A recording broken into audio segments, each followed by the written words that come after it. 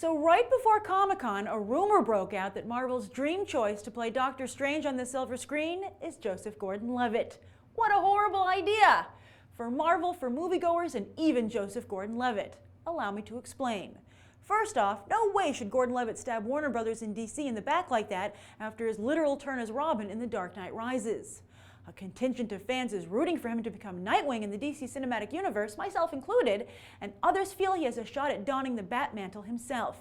And even if both choices are a no-go in this rebooted DC Cinematic Universe, where Man of Steel is character zero, Warner Brothers and DC have got to be aware of all that chatter, which means they could always offer him the chance to don another mask.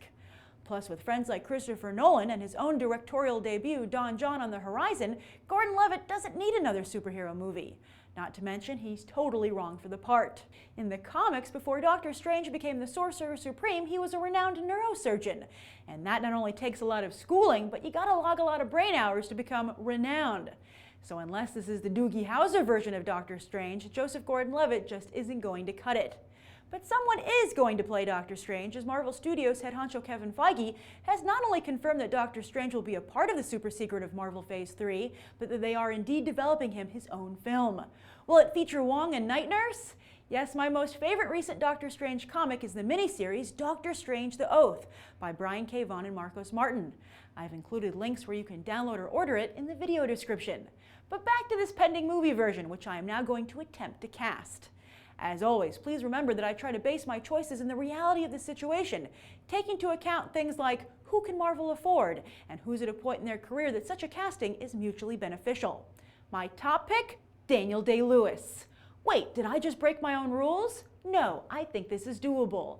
Daniel Day-Lewis has certainly proven he can act at this point, so why not take on a new challenge? Plus, I think that for Marvel, it'd be relatively cheap to dazzle Day-Lewis in the paycheck department. Third, Day-Lewis often dresses like Doctor Strange in his personal life. And fourth, look what Marvel has done for fellow thespian Robert Downey Jr. By the way, I bet being able to make that argument when pitching other actors reinforces that Downey Jr. is worth every penny of the multitude they pay him. But if Daniel Day-Lewis says no, then next up I have to go with Jude Law. Based on some of his most recent performances, especially in Side Effects, I feel he's just a few steps behind Matthew McConaughey in casting off his pretty boy image and gaining some legitimacy. Plus, he's also proven to be decent in an action scene with films like Repo Men. But if Marvel is really strapped for cash after writing Downey Jr. a check for Avengers 2 and 3, Jim Caviezel is mighty affordable. He's currently on television, which is what makes him so cheap, but CBS's Person of Interest does do well in the ratings. And if anyone's seen Passion of the Christ or Frequency or The Count of Monte Cristo, well, you know he can act. Finally, I've got my wild card choice, Russell Brand. Hear me out. He's certainly got the look, both physically and in terms of style, and don't let his impishness fool you. Brand is incredibly smart, just recently making headlines for taking MSNBC anchors to task for doing so poorly at their job, which he reminded them is supposed to be important. Could Brand do for Strange what Downey did for Stark? Which of my choices do you like the best? And if you've got your own, share them in the comments down below. I'm Grace Randolph, and this has been a Movie Bite. You can watch more right now.